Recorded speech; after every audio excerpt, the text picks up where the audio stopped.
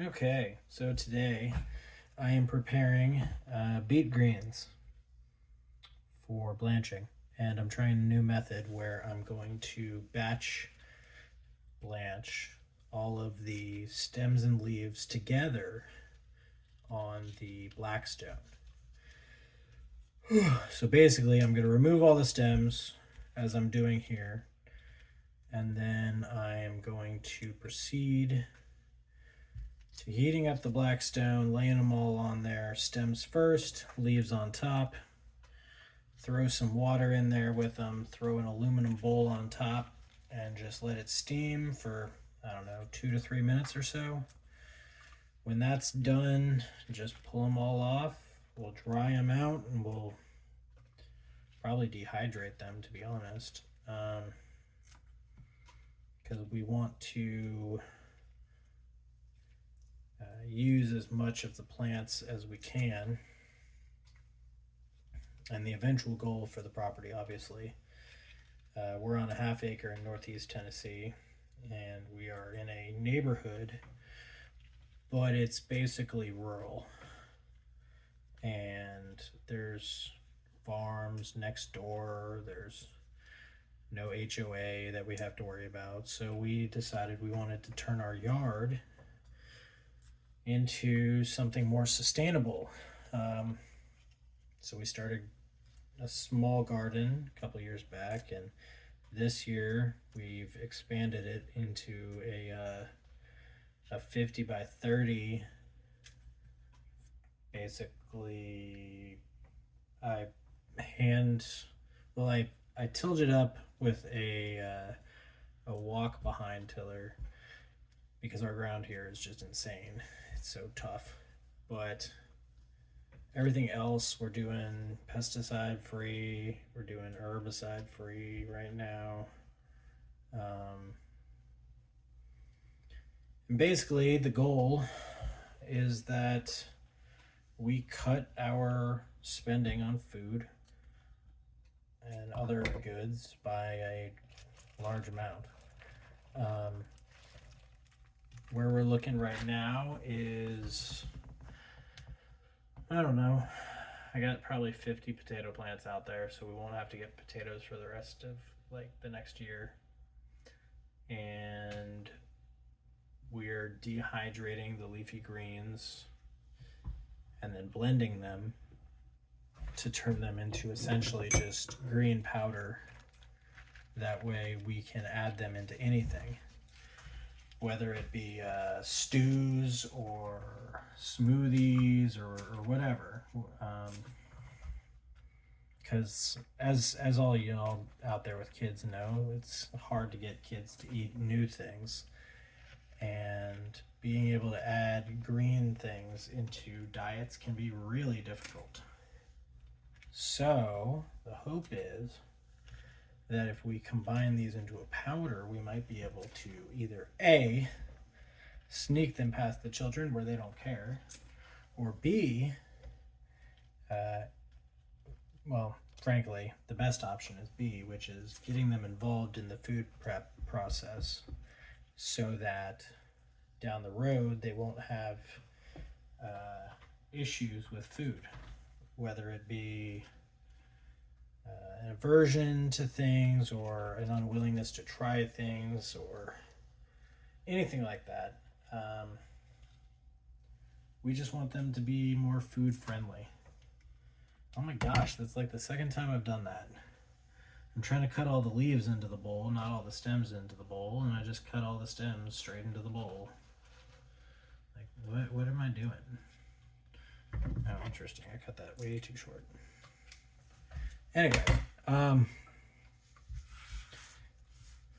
so yeah, let's keep cutting, and I'll keep rambling about. Well, I don't know what I'm gonna ramble about now. Shit. Any of you guys out there that are worried about trying to start gardening, like you don't know where to start, you don't know, it just seems overwhelming, just start with like one or two plants. There's no need to to jump into like full sustenance farming. I mean, for a lot of people, that won't be a realistic option based off of wherever you live.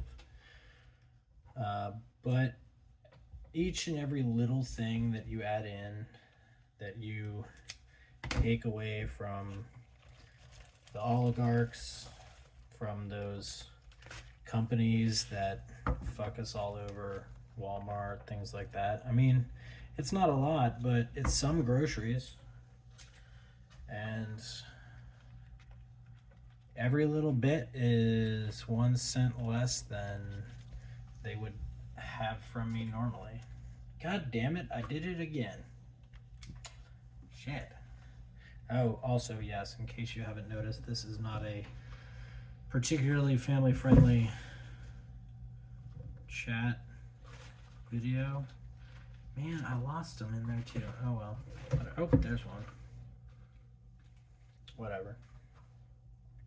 I try to keep it mostly family-friendly, but realistically, I mean, we cuss around our kids. Not often.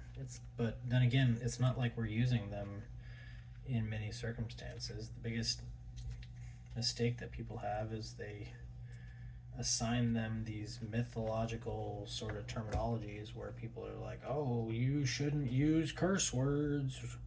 Oh, don't use those curse words now, you hear. And it's like, what is a curse word but another word? I mean, it's only inappropriate for the people who think it's inappropriate. Everybody else, it's just another word in their vernacular.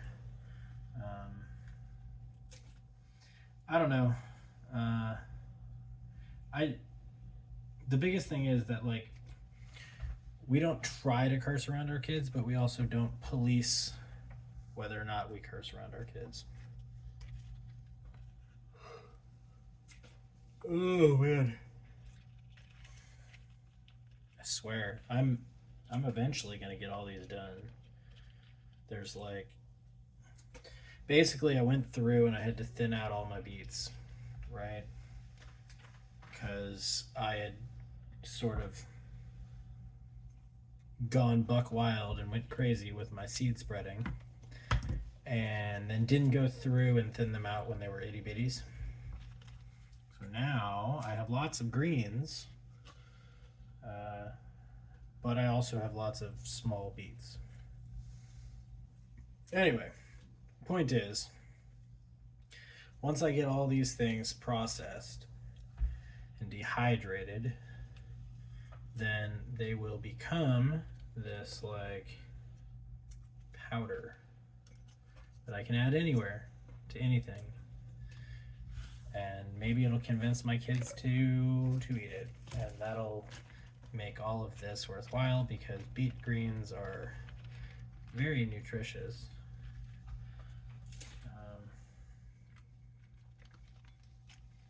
And honestly, me forgetting to thin them out earlier seems to have worked out very well for us, because now we have essentially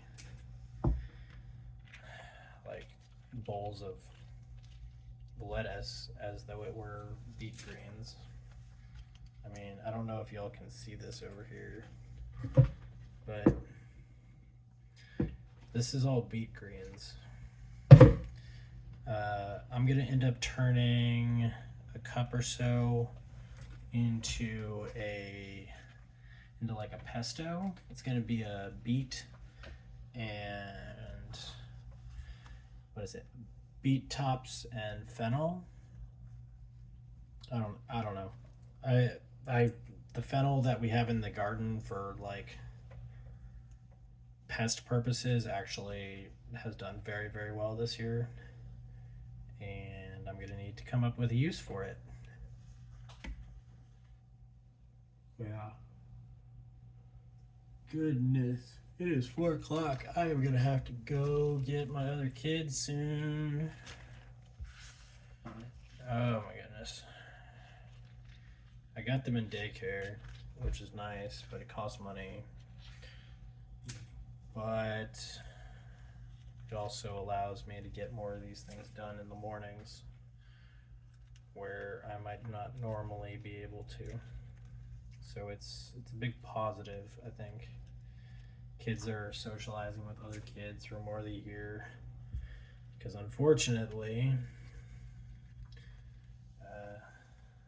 it's hard to convince myself to let my kid go several streets down in a cut-through neighborhood in Northeast Tennessee. There's just too many risks of abduction, and it sucks because like we're in America and shit, right? And that's why we've got all the like money put into our police forces, right? To actually help us. Except that's not true. The police forces are realistically not here to help us most of the time. They're here to protect property and the interests of people with property most of the time. I will say that investigators and people like that who go after people who have committed crimes is something, I guess. There are other methods, but I understand the need for some law enforcement. It's just right now our country's law enforcement are so militarized and so steeped in their power culture and military culture that we have sheriffs who are openly stating they're gonna shoot to kill. They're not gonna bother trying to get people in jail. They're just gonna open fire on them, which at that point you're just vigilantes. You're not law enforcement anymore. But that's my opinion.